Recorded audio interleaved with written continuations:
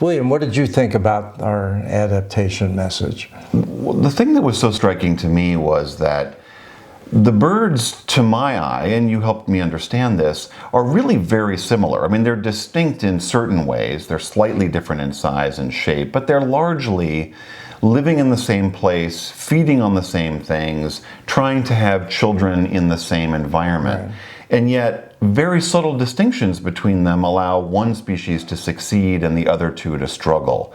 And that idea that simply one of the species has figured out, maybe they're better swimmers, maybe there's certain parts of their physiology that helps them get better and to succeed, but that skill that they have, that the gentoos have figured out, there's obviously an echo there for us, because we are all going to be facing, as this planet continues to warm, we're all going to be struggling to, how are we going to feed ourselves? How are we going to fortify our cities? How are we going to continue to live in a planet that is changing? Right.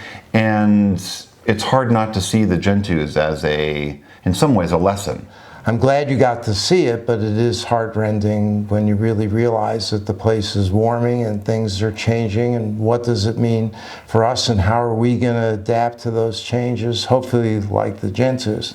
I think that to simply go to a place like this as a tourist and to see it is fantastic and an important thing to do, but if you don't appreciate what's going on below the surface, if you don't know the research, if you don't know the long-term longitudinal studies, you only get part of the picture. And that's really what you did for us, was help us to understand that there's more going on here than meets the eye.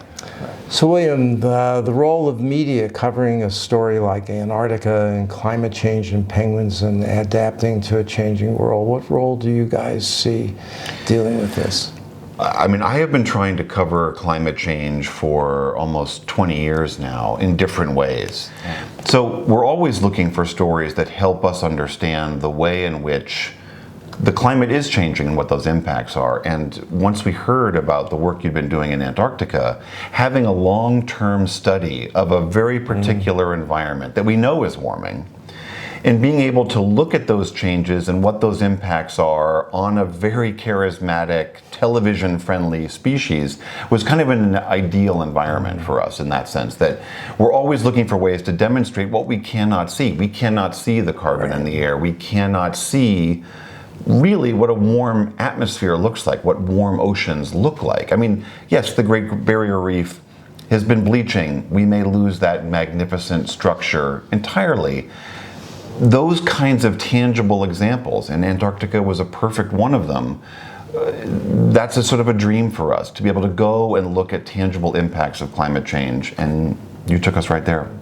You guys have done a great job helping us spread the word, and people are really excited about the series, and that's fantastic. Well, you are a treasure, and it's been a pleasure to get to know you, and we cannot thank you enough for sharing your work with us and giving us license to go to the bottom of the world, this is one of the most wonderful things about journalism, is that we get to meet people like you in our lives and then piggyback on your work and use you as a lens through which to deepen our understanding. And it's been an incredible process. Thank you. I mean, you're really kind, and I'm very happy you have penguins prancing in your dreams now. Just watch out for the guano flying.